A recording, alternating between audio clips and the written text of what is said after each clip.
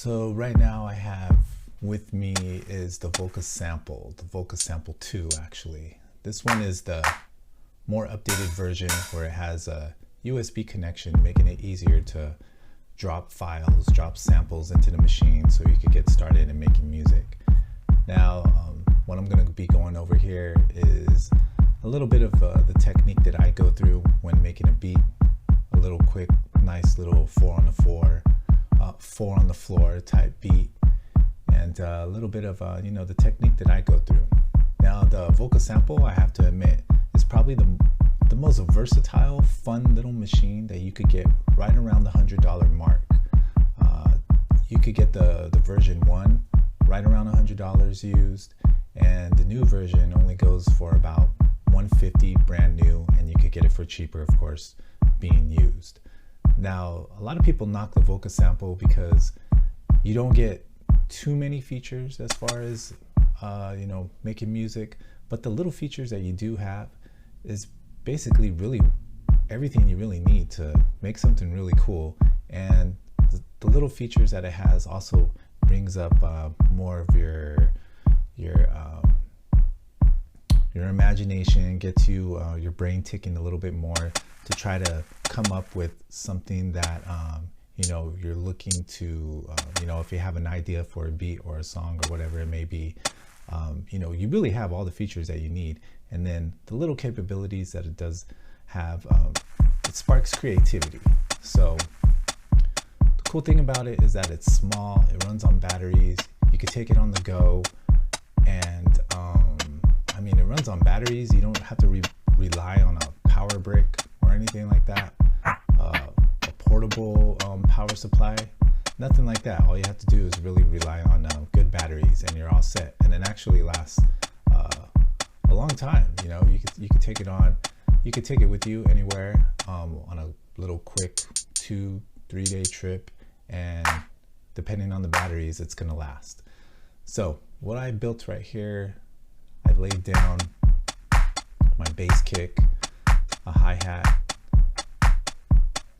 and I'm editing the sounds right now on the clap, of course. Now, if you look at that little gray box area, everything that you're going to be using to editing the sounds, making your beat sound all glued together, you're going to be using those knobs in that gray area. Now, if you think about it, you really have 3 rows of knobs. That top row right there is really for your sampling. The little black knob is to choose your sample, and then you also have a knob to choose the start point of your sample. The length is really the end point of your sample, and then you have a high cut, which is not actually a low pass filter, but it is a high pass filter, which is really cool because you'll be able to have other frequencies that you won't be able to get with the low pass filter. So that comes in handy, but it does act as a low pass filter too. And that second row is adjusting your pitch speed, your envelope generator, because you also have an attack and a decay, I believe, for your pitch speed. So that EG envelope generator knob adjust how much of that attack and decay you're going to have on your pitch. And on that last row is for your amp. So you have your level of the sample that you're playing. You can also adjust the pan. And then you also have an attack and a decay for your volume levels for your sample.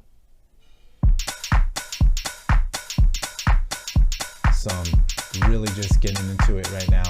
It's almost built up.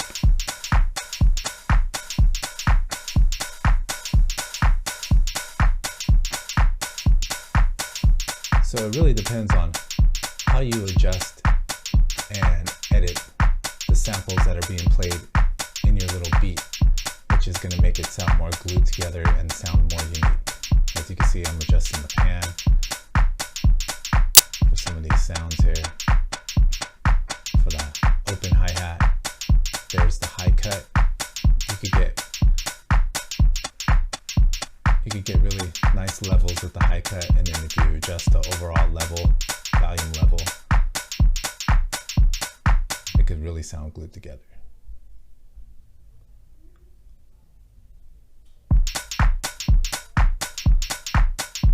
Another cool feature is on the active step.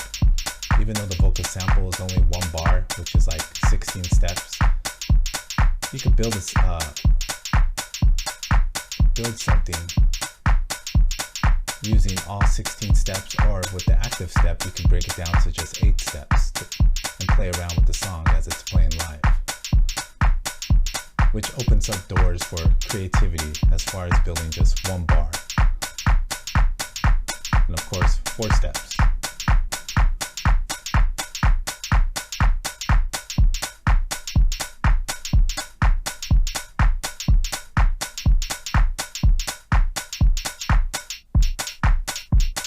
Little messed up right there, but you get the idea.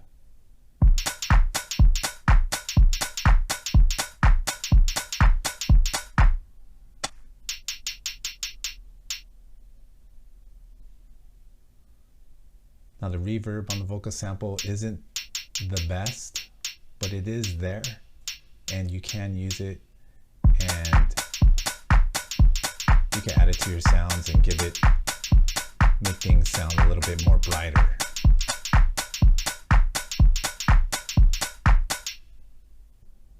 Okay, so moving on to building our beat. We've already done our drums.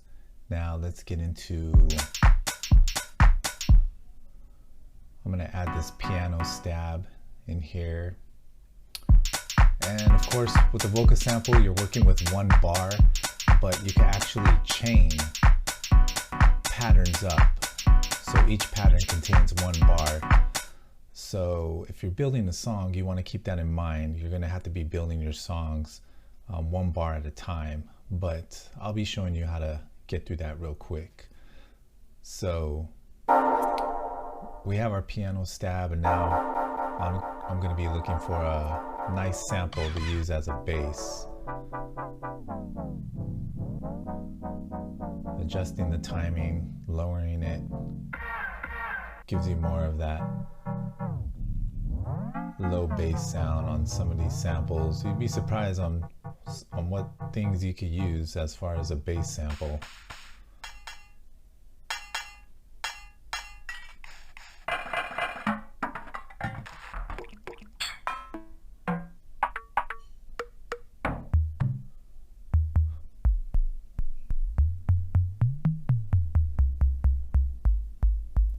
So I think I found something here. I'm going to go ahead and adjust the decay to shorten it up. See if it works.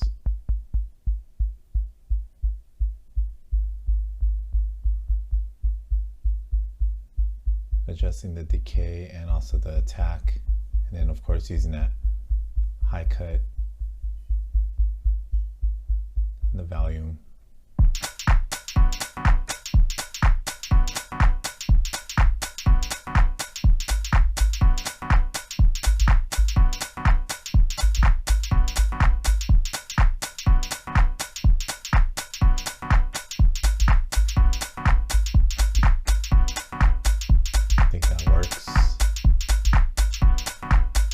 Put it on step mode, see where the steps land on, and then I could go ahead and pick each step and adjust the speed to give it different notes.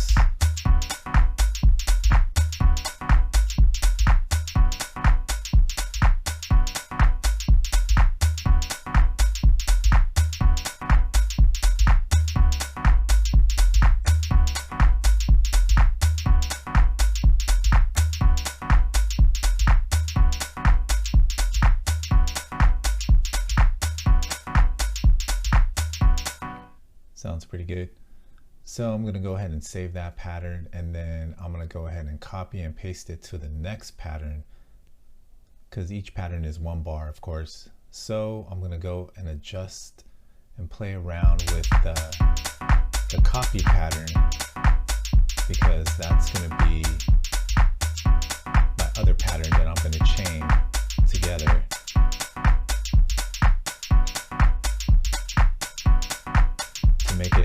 16 steps, actually 32 steps, but really 2 bars.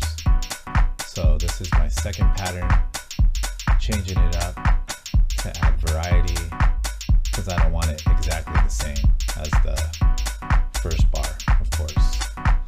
So I'll go ahead and start with the bass.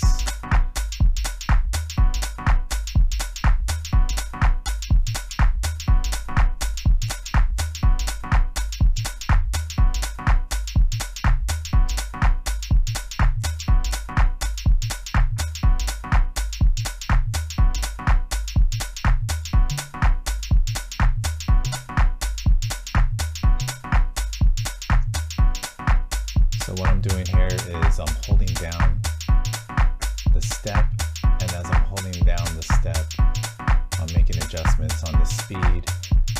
And I can really make any adjustments inside that gray square area. So I'll save that second pattern. And then let's change up the piano stab for the second pattern. See what sounds good.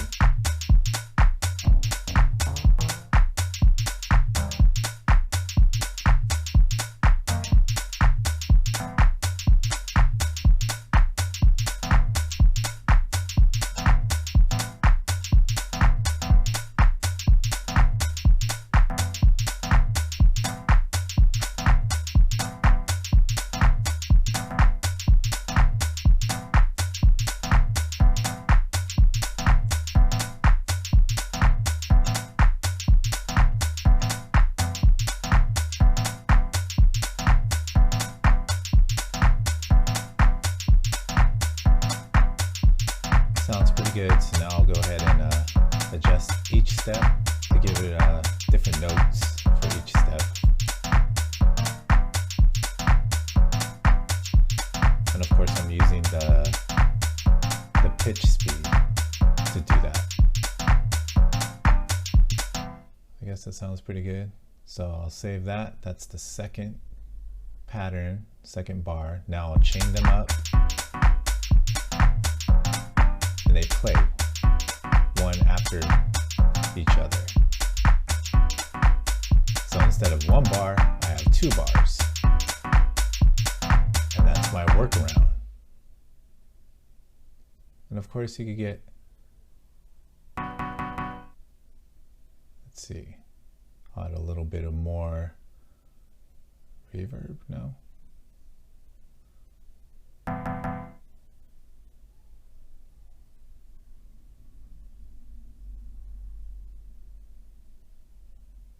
Reverb is good on both patterns.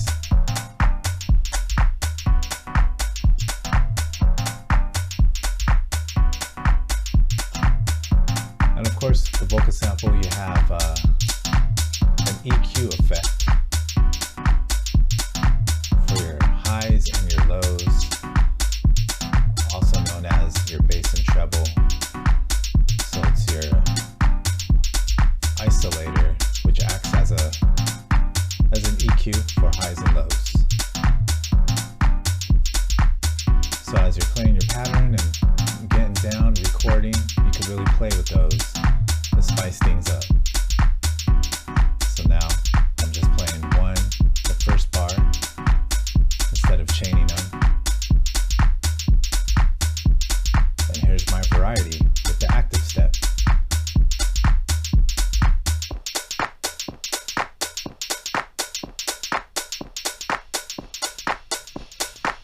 See how that works?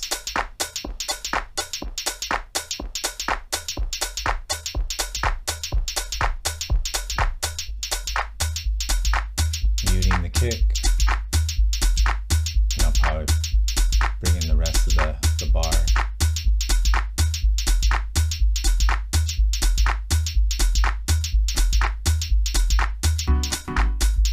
Oh, messed up a little.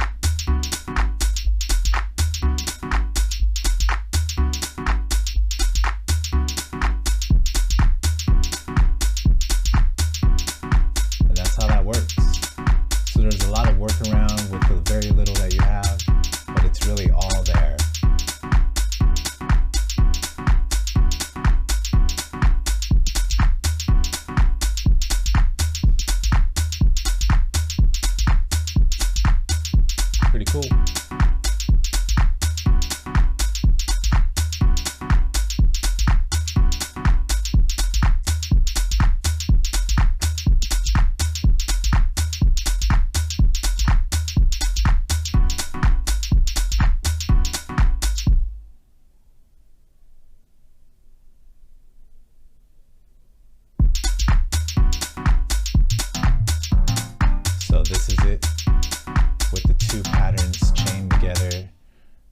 that's it.